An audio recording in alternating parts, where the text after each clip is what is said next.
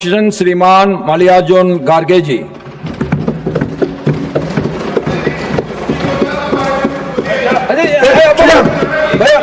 भैया please please please please please take your seat. भैया please take your seat. Nothing will go on record except खड़गे ji speech.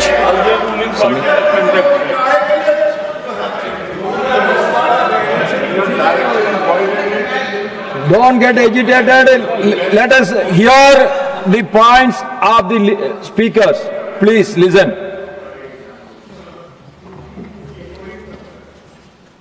धन्यवाद sir, आपने मुझे बोलने का मौका दिया और आपने सविस्तर से सुनने का भी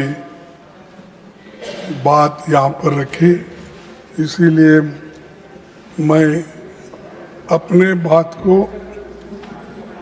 ठीक ढंग से रखूँगा और मैं यही चाहता हूँ कि सरकार के लोग ठीक से सुने और इसका उत्तर वो ठीक से दे, यही मेरी अपेक्षा है और आप मुझे डेफिनेटली सपोर्ट करेंगे, ये मेरी आशा है।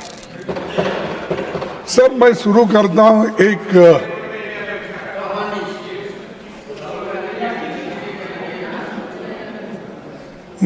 करता हूँ पेपर चुराने वाले बचते रहे, पेपर चुराने वाले बचते रहे, मेहनत करने वाले पीटते रहे। ये कैसा न्याय, ये कैसी रीत, गुनाहगार हंसते रहे, मासूम सिसकते रहे। यानी मासूम लोग आज मासूम, तो ठीक है, आपका हिंदी बहुत अच्छा होगा, आपका हिंदुस्तानी भी अच्छा होगा, मेरा भी थोड़ा हिंदुस्तानी सुनिए। सर, मैं ये इसलिए कह रहा हूं कि पेपर लीक होने से कितने मासूम लोगों का नुकसान हुआ और कितने लोग पीटे गए, कितने माँ बाप परेशान हैं, कितने औरतें बच्चे परेशान हैं। इसको जाहिर करने के लिए ये बात मैंने आपके सामने रखी। सभापति जी, आप अभी पब्लिक एग्जामिनेशन अमेंडमेंट बिल 2026 में जो यहाँ चर्चा के लिए आई है, उसमें सिर्फ आंकड़े बदले हैं। मेरे पास पूरा ये है बिल, तो उन्होंने पढ़ा, वो बिल मेरे पास भी है, इसमें सिर्फ आंकड़े बदलते गए, उससे कुछ होने वाला नहीं है। ज्यादा जुर्माना, कड़ी सजा, special task force, fast track courts जैसे प्रावधान आपने इसमें रखा है, इससे कुछ फर्क पड़ने वाला नहीं। फर्क इससे पड़ेगा आप किस ढंग से इस एग्जामिनेशन को लेके चलेंगे और विदाउट पेपर लीक आप कैसा बनाएंगे, वो उस पे ऊपर निर्भर करता है। नहीं कि इसको हमने बढ़ाया 1 करोड़ से 10 करोड़ किया या 2 महीने से 6 महीने किया, इससे सुधारने वाला नहीं है। तो इसलिए मेरा कहना ये है कि ये तो नई बात तो नहीं है, लेकिन ये जो मजबूत कानून लाने के लिए हमने 2024 में ही इसकी मांग रखी थी, लेकिन तब आपने हमारी इस बात को नहीं माना और उधर से अभी अपने भाषण में कहा कि आप लोगों ने नहीं माना। लेकिन इस मजबूत कानून को ठीक करने के लिए हम बार बार आपके सामने कहते रहे, लेकिन आप किए नहीं। लेकिन 2 साल के बाद आप जो काम कर रहे हैं उसे 2024 में ही क्यों नहीं किया?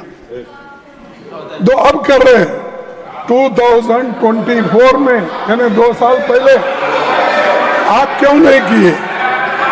क्योंकि तब आपको राजनीति करनी थी, लोकसभा चुनाव सामने थे।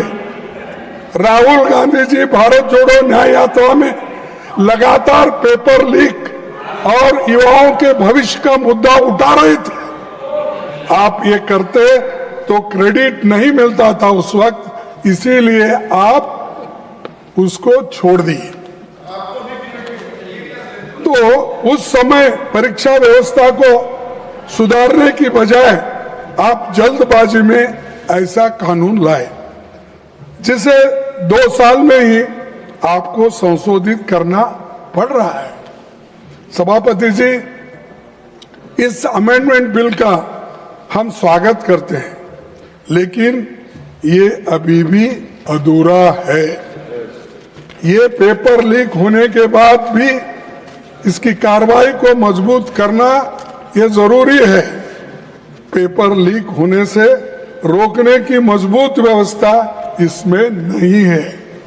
सिर्फ आपने आंकड़े बदले, लेकिन आपका इंटेंशन आपने इसमें नहीं बताया, इसको कैसा रोकना।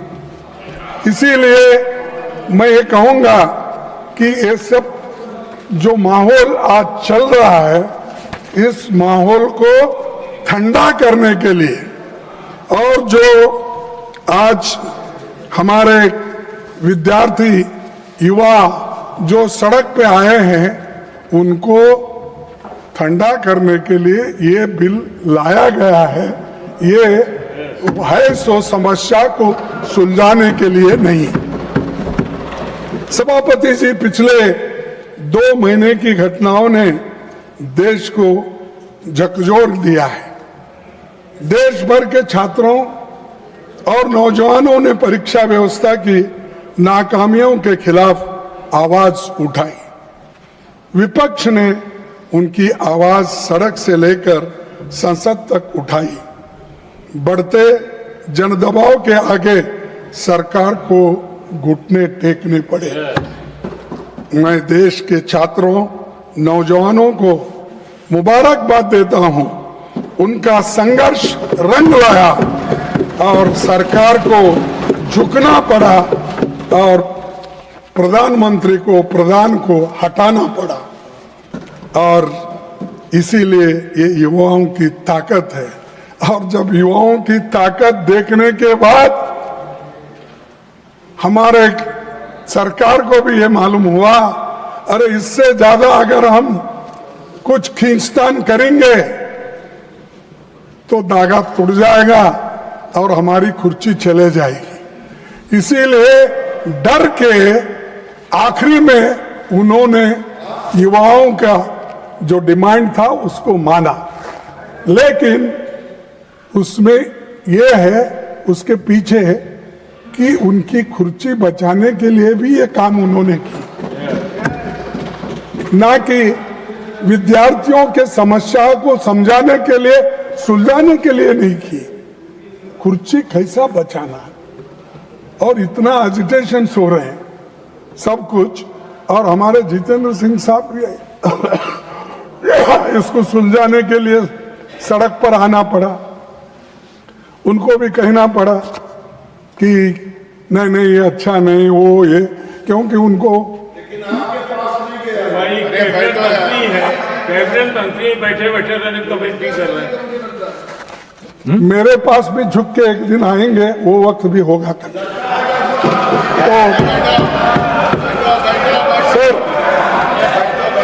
प्रधानमंत्री जी, गिरिराज जी प्लीज सर, तो वो समझाने की भी कोशिश करे, आए सब बोले, लेकिन डर इसका था उनको।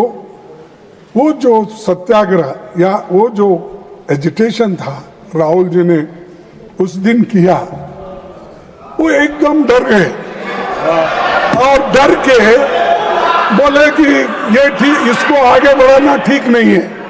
तब उन्होंने ये तय किया कि प्रधान को हटाया जाए, शिक्षा मंत्री को हटाया। तब ये एक उनका अंदरूनी विचार है, और आप किसी से भी पूछिए, वो दिल में उनके है लेकिन बाहर नहीं बोलते, क्योंकि मोदी जी अपने कुर्सी के लिए ये सब कुछ किए। ये कदम तभी उठाया जब छात्र पेपर लीक, परीक्षा की गड़बड़ियों और संस्थागत नाकामियों की बात कर रहे थे। तब सरकार ने उनकी बात सुनने की बजाय उनको अराजक कहा और हर सवाल को राजनीति से जुड़ा बताकर खारिज कर दिया था। तो ये मैं क्यों कह रहा हूं साहब, जब विद्यार्थी पहले ये पूछे, महीनों से वो लोग वहाँ सड़कों पे बैठे और महीनों से एजिटेशन कर रहे थे, अपनी बात रख रहे थे, उस वक्त आप क्यों नहीं पूछे? उस वक्त उनके पास क्यों नहीं गए? उनके पास क्यों आप निगोशिएट नहीं करे? बाद में बुला के नड्डा साहब अपने चेंबर में बुला के समझाने के बजाय, जिस दिन वो वहां बैठे थे उसके 2 दिन बाद या 3 दिन बाद अगर आप जाते तो ये समस्या नहीं होती, इतने लोग लाठी नहीं खाते थे, इतने लोग बर्बाद नहीं होते थे, इतने लोग बारिश में नहीं रहते थे। तो ये आपकी वजह से, आपके सरकार की वजह से ये सब भुगतना पड़ा।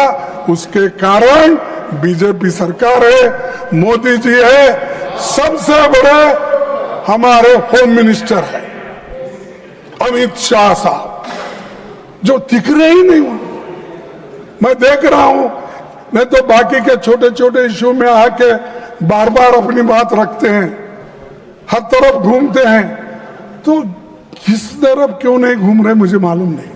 डरे हुए, हाँ, डरे हुए।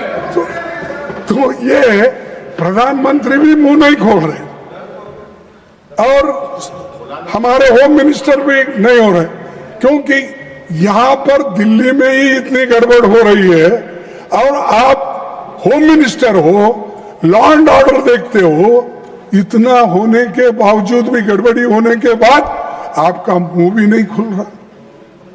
क्या कोई स्टिच कर दिया क्या? मुंह को बंद कर दिया? बोलना चाहिए था खुलकर।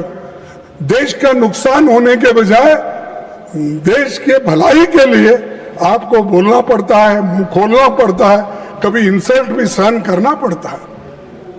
आप करना पड़ता नहीं, मैं नहीं आऊंगा, मैं नहीं बोलूंगा।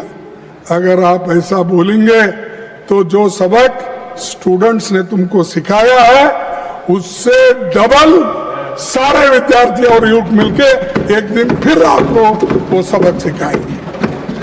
सर, 20 जुलाई 2026 को हजारों छात्र शांतिपूर्वक संसद की ओर मार्च कर रहे थे।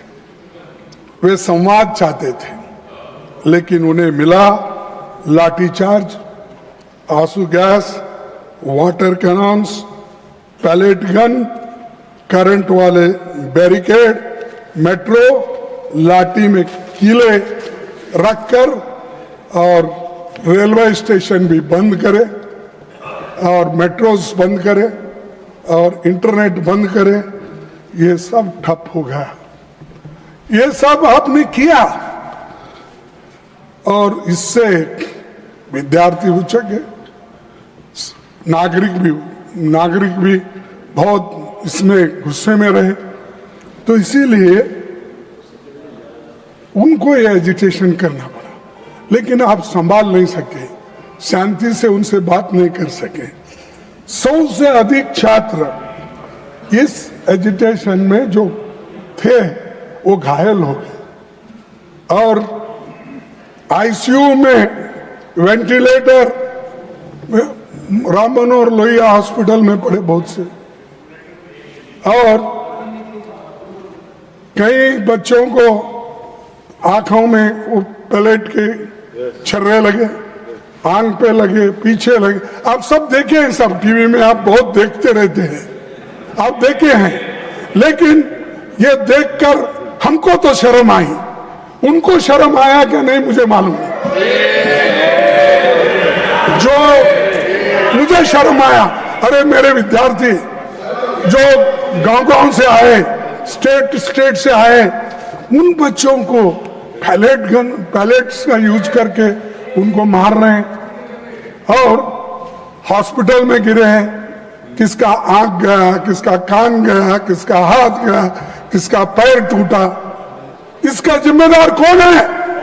इसका जिम्मेदार आप है, होम मिनिस्टर है। आप बंद कमरे में रह के आप सुन रहे होंगे मेरी बात, लेकिन आप बंद कमरे में रह के बहुत दिन छुप नहीं सकते। एक दिन हम बाहर खींच के लाएंगे और जनता के सामने हम दिखाएंगे इनके दोनों में क्या है।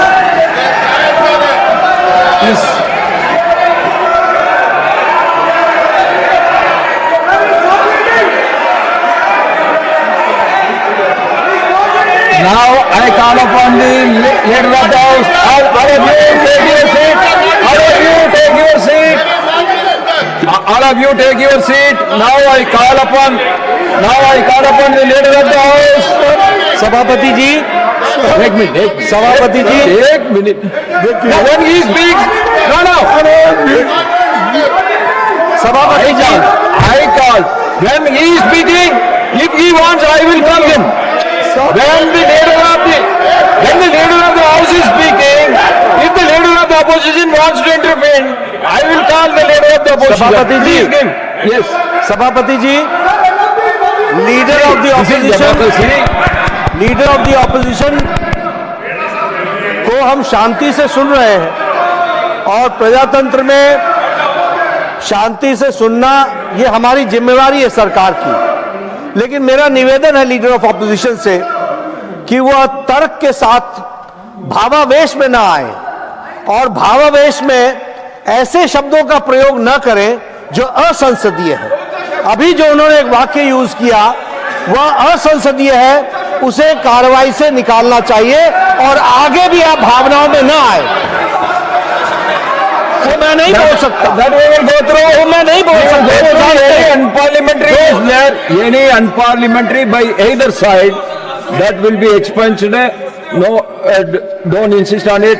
Please try to be within the framework so that the smooth, wonderful debate should take place. Sir, मैं कभी अनपार्लियामेंट्री वर्ड इस्तेमाल नहीं किया। मैंने यही कहा, हम बोले तो जनशक्ति, जनन, लोग, विद्यार्थी, महिला, ये लोग। मैं नहीं ऐसा जाके मैं खींच लेके आता हूँ नड्डा साहब को, होम मिनिस्टर को, ये नहीं बोला। मेरा कहना ये है कि ये जनशक्ति आपको खींच के लाएगी। कम से कम आके सदन में बैठो, बोलो, सुनो, रिप्लाई दो। अब हमेशा हर चीज का हमारे पास हमदर्द बोल के कोई औषध था, तेज नहीं, जिंदा तिलिस्मात। हर बीमारी को जिंदा तिलिस्मात, फीवर आने दो जिंदा तिलिस्मात, और कोई को बुखार आ गया वो जिंदा तिलिस्मात, अच्छा खांसी आ गई जिंदा तिलिस्मात, उसका नाम ही जिंदा तिलिस्मात। हर कौन सी बीमारी आने दो, लोग हैदराबाद में वो जिंदा तिलिस्मात ही देते थे साहब। तो वैसा इनके पास कोई नहीं। हमेशा जो अपने पोर्टफोलियो के विषय रहते हैं, ठीक है, एक आधा बार हमारे स्टेट मिनिस्टर्स उनके तरफ से बोलेंगे, कोई बहुत ही अर्जेंट काम है, ठीक है, वो बोलेंगे। लेकिन हमेशा सारी बात नड्डा साहब को लगा देते हैं। वो नड्डा साहब हर चीज का वो निभाते हैं। और उसके बाद अब जितेंद्र सिंह आए, हर चीज को उनको आगे करते हैं। और ये सब क्या है, ये सब जिंदा तिलिस्मात का काम कर रहे हैं। छोड़ो सर, 20 जुलाई की घटना के तुरंत बाद सरकार को देश के सामने पूरी सच्चाई रखनी चाहिए थी। लेकिन हैरानी है कि इतनी बड़ी घटना के बाद भी आज तक मैंने कहा पीएम या एचएम अपनी बात नहीं रखे, इसके बारे में रिग्रेट भी नहीं करे। रात के 12 बजे, रात के 10 बजे इंस्टाग्राम उसमें ऐसा लेके बात कर रहे हैं, और क्योंकि उनको नींद नहीं आ रही थी, बहुत परेशान थे। अरे आपको तो मन की बात बोलने की आदत है, आपको तो हर बात में इंटरफियर करने की आदत है, आपको तो पिछले सरकार को 100 बार गालियां देने की आदत है। कम से कम बच्चों को एड्रेस करने के लिए आपको समय नहीं मिला, रात के 12 बजे मिला। और दूसरे बात, धन्यवाद वो भी रात के 12 बजे। Thank you friends. ये नए शब्द उन्होंने प्रयोग किए, नहीं तो हमेशा हिंदी में बोलते थे।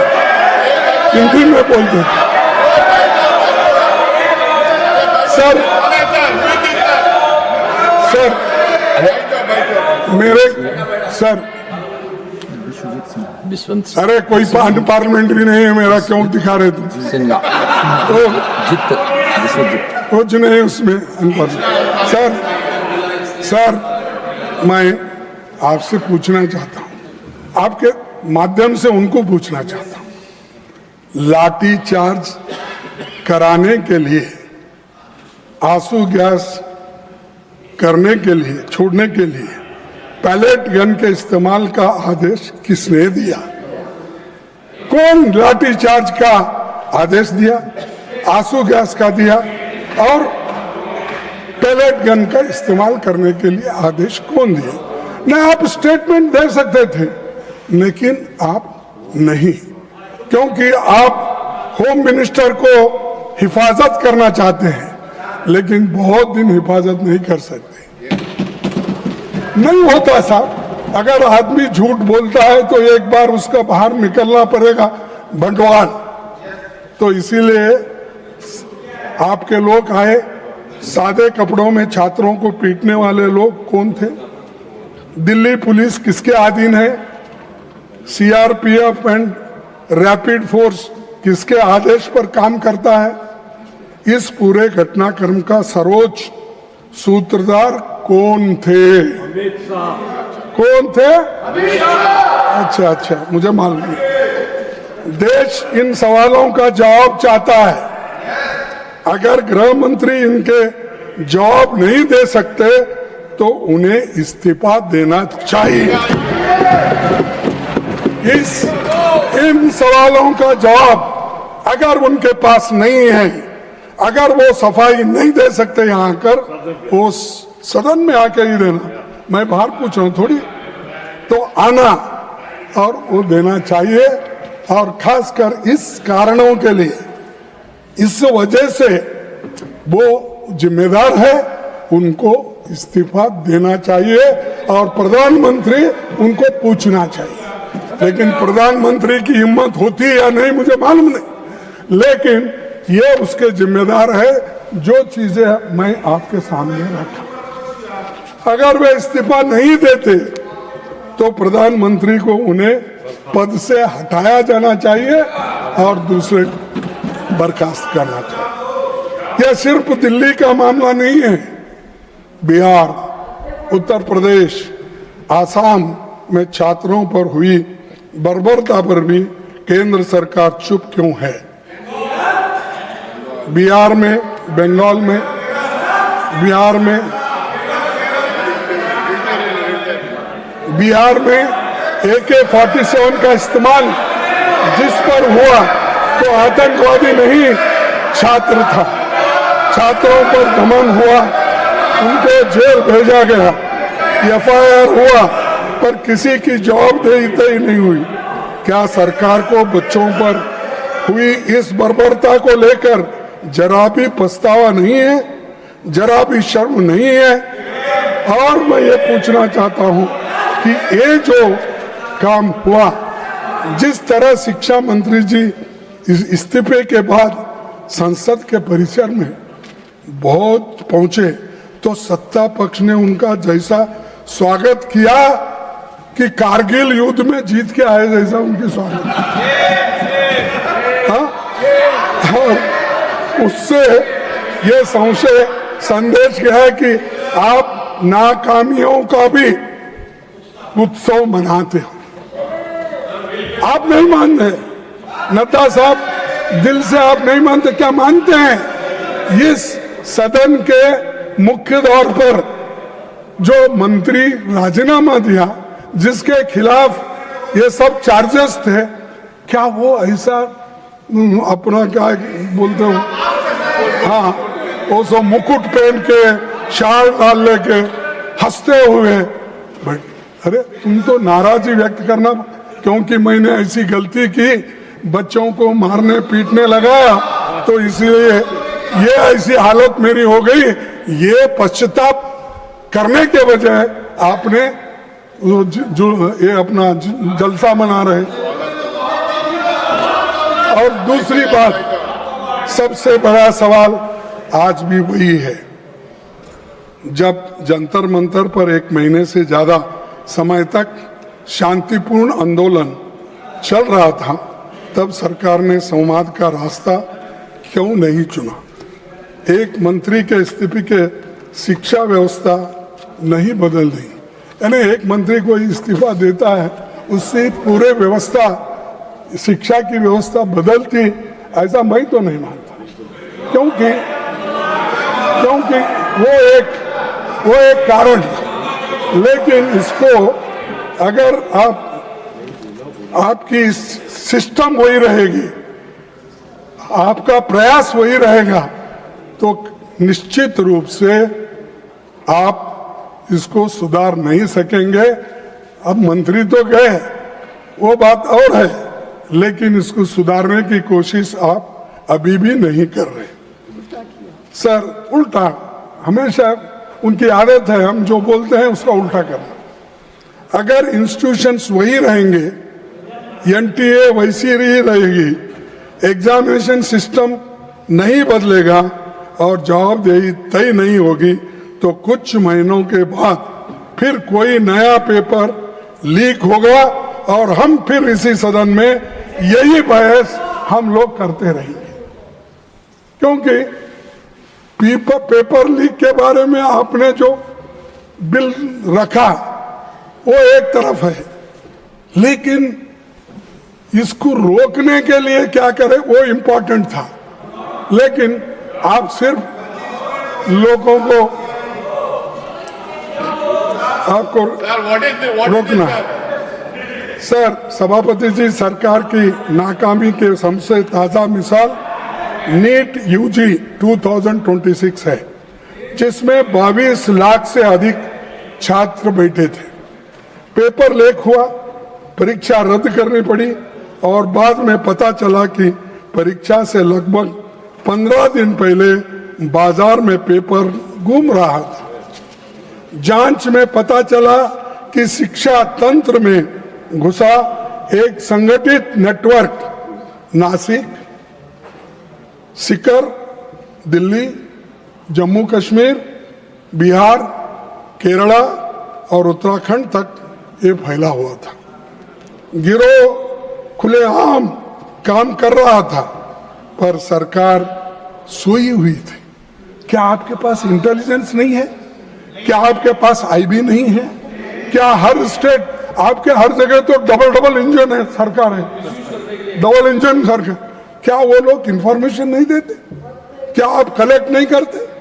तो समय नहीं है सर, है सब व्यवस्था उनके पास, लेकिन समय नहीं, इसको सुलझाने के लिए समय नहीं, उसीलिए वो ऐसा हुआ। मैं पूछता हूं कि आपकी केंद्र और राज्य की खुफिया एजेंसी क्या कर रही थी, तो उसका जवाब उनके पास नहीं है। सभापति जी, ये कोई पहली नाकामी नहीं है। 2015 से लेकर 16, 21, 24 और 2026 तक नीट बार बार पेपर लीक और गंभीर गड़बड़ियों के आरोपों से घिरता रहा। हर बार मोदी की गारंटी फेल होते गई। हमेशा बोलते रहे मैं देख लूंगा, इस बार नहीं होने दूंगा, कड़ी से कड़ी सजा मिलेगी। कहां है कड़ी से कड़ी सजा? तो कड़ी तो टूट गई, लेकिन सजा किसको भी मिलेगी? सर, आज सरकार फास्ट ट्रैक कोर्ट्स की और स्पीडी इन्वेस्टिगेशन की बातें करती है, लेकिन उसका अपना रिकॉर्ड क्या है? 2024 नीट पेपर लीक मामले के मुख्य आरोपी को क्लीन चिट मिल गई है, जिनका नाम अभी हमारे जयराम रमेश जी ने लिया, मुखिया लिया। तो क्या किया साहब? उसको नाम मालूम है, जो आदमी किया वो भी मालूम है, डालना है उसको, पार्टी भी मालूम है। हाँ, पहले तो बोलते थे छोटी मोटी चीज को अगर डी नोटिफिकेशन, क्या है वो, डिमोनेटाइजेशन में अगर मैं विफल हो जाऊंगा तो 15 दिन के अंदर मैं नहीं करूंगा, मैं चौराहे पे अपने आप को लटका देना, मेरे फांसी डाल। ये उन्होंने कहा, मैं मजाक से नहीं कर रहा हूं, आप ही की बात है। लगाओ ना इसको, जो आदमी किया आपको मिला है, आपके हाथ में है, जो आपको उसको क्लीन चिट दे रहे हैं, जो मिलता है उसको छोड़ रहे हैं, और आपका अचीवमेंट 0 है, किसी को शिक्षा अब तक नहीं हुई। तो सर, 2026 मामले में दिल्ली की फास्ट ट्रैक कोर्ट में सीबीआई समय पर पेश तक नहीं हुई, और पिछले दशक में केंद्र और राज्य की कम से कम 152 परीक्षाएं पेपर लीक के शिकार हो गए। और खड़गे जी, आज तक how much minutes more you want? Leak के मामलों में sir, How many more minutes you want? Because time is over, I am just asking. I want, sir, you could have asked me how many more hours you want instead of more. That again, that is correct, but we cannot sit endlessly. Sir, now. I will finish another half an hour.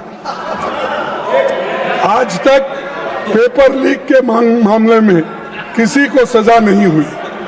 जब जांच और justice का यही हाल हो, तो केवल कानून में कड़ी सजा लिख देने से न्याय नहीं मिलेगा। हर लीक लाखों छात्रों को यह संदेश देती है कि उनकी मेहनत की सरकार की निगाह में कोई कीमत नहीं है।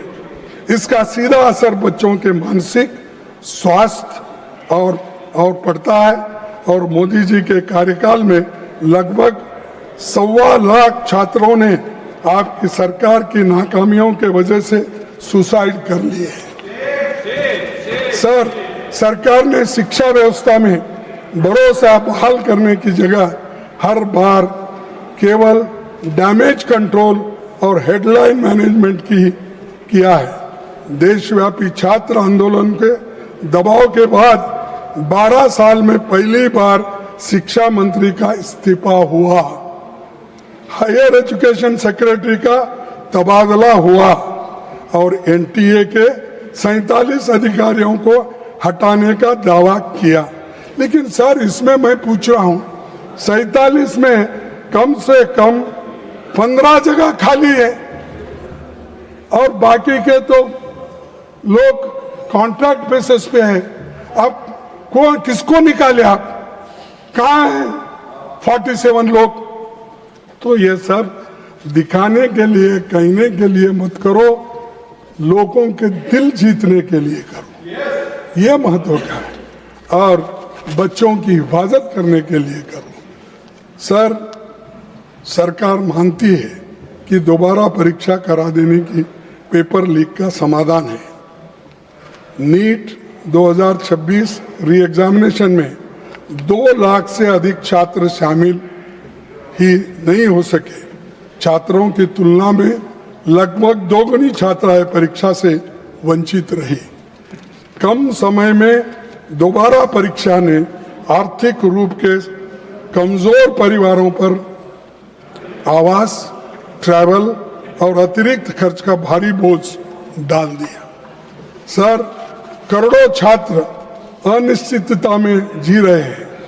परीक्षाएं टलती है, पेपर लीक होते हैं, नतीजे देर से आते हैं और भर्तियों का वर्ष तक अटकी रहते हैं। नतीजा ये होता है कि युवाओं का करियर रुक जाता है। कई उम्मीदवारों की उम्र सीमा निकल जाती है। इसीलिए हमारी मांग है कि सभी परीक्षाओं के लिए एक कानूनी रूप से टाइम बाउंड एनुअल कैलेंडर बनाया जाए, ताकि सरकार भी समय सीमा के प्रति जवाबदेह हो और छात्रों का भविष्य अनिश्चितता से भरोसे से न रहे। सर, मैं और एक चीज आपके सामने रखना चाहता हूं, वो है इसके बारे में कि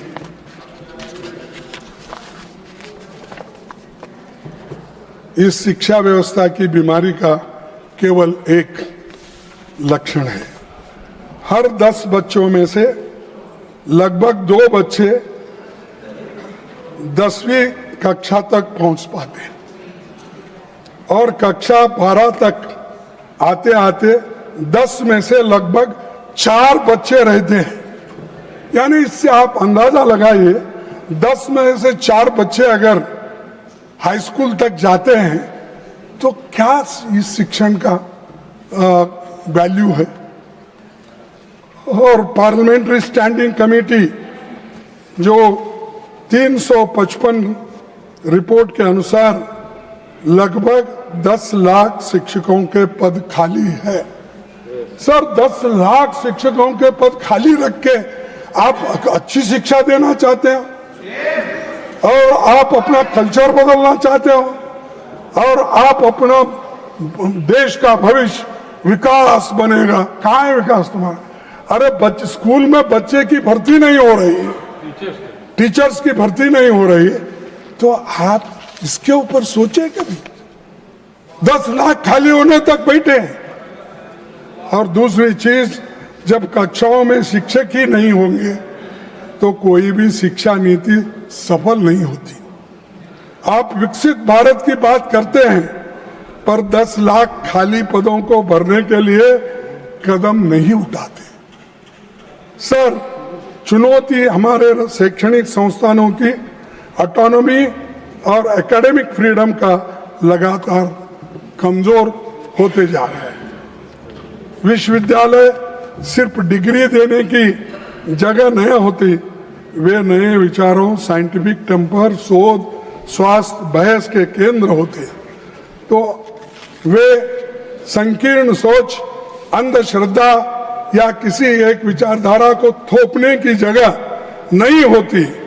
लेकिन मोदी साहब आज आरएसएस के लोगों को में उसको भर्ती करके वाइस चांसलर आरएसएस पूछ के करते हैं। प्रोफेसर की भर्ती आरएसएस के लोग होना, अरे उसको पढ़ना आता है क्या नहीं, या वो एक्सपर्ट है क्या नहीं। दूसरे कौम के कोई लड़के नहीं है, कोई प्राध्यापक नहीं है, सिर्फ आरएसएस अटैच्ड लोग विश्वविद्यालय में भर्ती होते हैं। और वाइस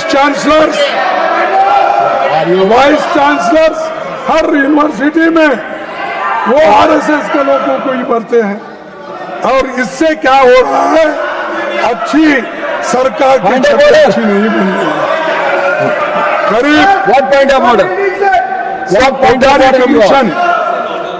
कोठारी कमीशन ने ये कहा कि जीडीपी का 6% एजुकेशन पे खर्च करना चाहिए। लेकिन आज हम 3% खर्च करते Please. हैं। इस यानी 6% खर्च करना ये रिपोर्ट कहता है, लेकिन सरकार अब तक 3% खर्च कर रही है। इससे शिक्षण का सुधार होता है, बच्चों को शिक्षक मिलते हैं। अरे थोड़ी तो आप इसे ध्यान दो ना। और दूसरी चीज इसी का नतीजा है कि शिक्षा एक बड़ा कारोबार बन चुका है और प्राइवेट इंस्टीट्यूशंस सब खुल रहे हैं। उसके वजह से गरीब के बच्चे तंग और तबाह हो चुके हैं। आज देश में उच्च शिक्षा संस्थानों की संख्या 70,000 से ज्यादा है, जिसमें करीब 4 करोड़ 50 लाख छात्र दाखिला लेते हैं।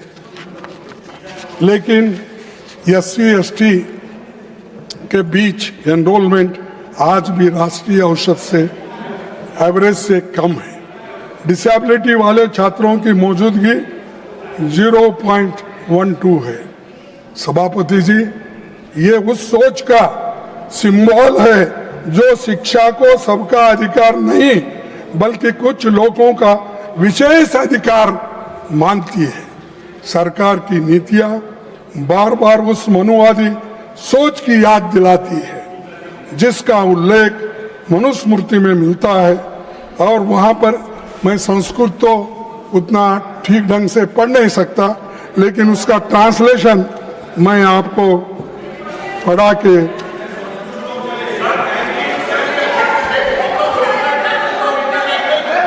Let him speak, please take your seat. Ranchuji, please take your seat. Let him speak. If any objection is there, then we will look into it. अच्छा, ओरिजिनल टेक्स्ट के लिए लो बुक लो, मैं उसका ट्रांसलेशन करूं। ये पढ़ो इसमें। आप तो अरे आप तो Pawan Kiran ji, you take your seat. ये मनुस्मृति है, पढ़ो इसको। मैं देता हूं मैं आपको। तो इसीलिए Pawan Kiran ji, please take. Sir, Your member is shouting. No, When your leader is speaking, why you are shouting? आप इतना मेरे को टाइम दे रहे, धन्यवाद करने के बाद इंटरफियर कर रहे उनको। सर, आप भी सुनने लायक है, आपको भी सुनना जरूरी है, क्योंकि आप I can give you more time also, but you don't like late night speeches. That's why I want to curtail it. Sir 1 minute. Sir, अरे उस विधायक की बात ही कर रहा हूं। हर चीज आपको बताया, नंबर बताया, टीचर्स के नंबर बताया, सिलेबस बताया। और एक बात बता दो, आप शिक्षा में सुधार लाना चाहिए, सबको समान और न्यायपूर्ण शिक्षा देंगे। और आपका ये भी कहना है कि जो विश्वविद्यालय है उसमें अच्छे अच्छे टीचर्स डालना है, अच्छे वाइस चांसलर आना है। लेकिन उसमें ये भी आ रहा है, सिलेबस जो बदल रहे हैं आप, उसमें ये भी आ रहा है। ये क्या है? शूद्र के वेद पाठ सुनने पर शीशे और जस्ते से उनके कान भर दिए जाए। वेद के अक्षर का उच्चारण करने से, सर, वेद के अक्षर का उच्चारण करने पर उसकी जीभ काट ली जाए तथा वेद मंत्र धारण करने पर उसका शरीर काट डालना चाहिए। ये इसमें लिखा हुआ है, इसमें लिखा हुआ है। Mallikarjun Kharge ji, Manusmriti has to do with this bill anything? No. Whether this Manusmriti is having anything to do with this bill? The RSS syllabus. This is coming in the university, high school, all that. Sir, Please conclude your speech, please. मैं आपसे Please take your seat. I am going to call. ऐसे Please take your seat. Please. ऐसे विचारों Yes, को I understand. You please सरकार take को your seat. और अवैज्ञानिक please विचारों take को your seat. हटाया जाए। और Please conclude. सर मैं आपसे हाँ Please conclude your speech, please. I'm coming to him. Please. You take your seat. I am coming to him. No, I am coming to him. You please take. No. You please take your seat. I am going to call. This is not correct. I am going to call the leader of the house. I am going to call the leader of the house. You please take your seat. I am going to call the leader of the house. You please take your समझ seat. सकते हैं कि I am ऐसी going to call him. सोच आज के आधुनिक युग में रखने वाले भी हमें दिखते हैं। इनके पैरोकार Kharge ji, you मिलते please हैं। conclude your तो speech, दुनिया please. क्या सोचती होगी? सभापति जी, यूपीए सरकार ने I her am going to नागरिक call the को leader of the house. शिक्षा You का please take अधिकार your दिया seat. था। I am going to call लेकिन him now. आज I am going to call him now. You please take your छीन seat. ले रहे हैं। Please Shrimati conclude. सोनिया गांधी जी के Kharge ji, please तो conclude. यूपीए सरकार ने कंपलसरी एजुकेशन के लिए और राइट टू एजुकेशन के लिए Vinod ji, you are a minister. You please take your seat. I am going to call him. I am going to call the leader of the house. You please take your seat. Kharge ji, please conclude. Please conclude.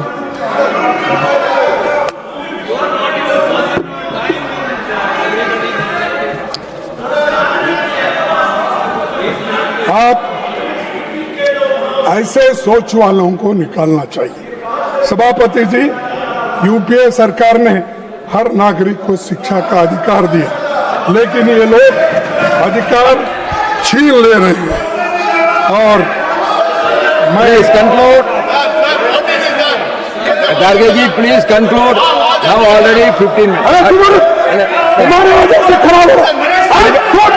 Vinod ji.